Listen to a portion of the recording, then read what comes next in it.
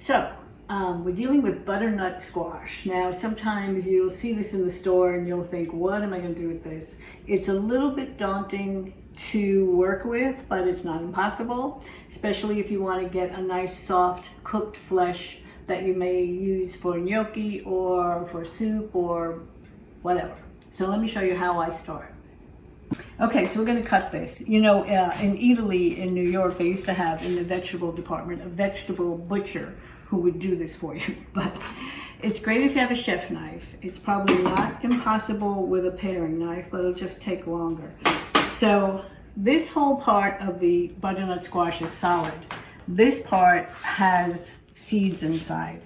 So I cut off the top part. As you can see, it's hard and you really have to be careful. I'm just going to keep pushing through. There. So once you have these two parts, I work with them differently. So I try to cut this little stem end off. Right? And then cut this in half. So really be careful.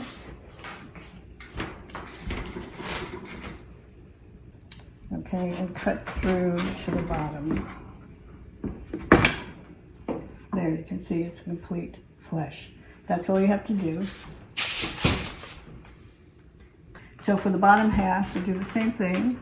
Cut it in half. Really watch your fingers.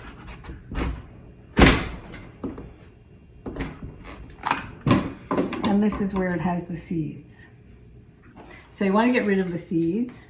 I use a grapefruit knife, grapefruit spoon, and I just scrape in there. If you're somebody who likes seeds, you can save them. I don't. I just get everything out. Okay, even the little fleshy parts. All right, so that's what you do with the seeded part of it. Okay, so I took the seeds out of both of the bottom parts. All right, so now I have a sheet pan here, and I just put some foil on it, just for cleanup. And what I do is I put it flesh part down.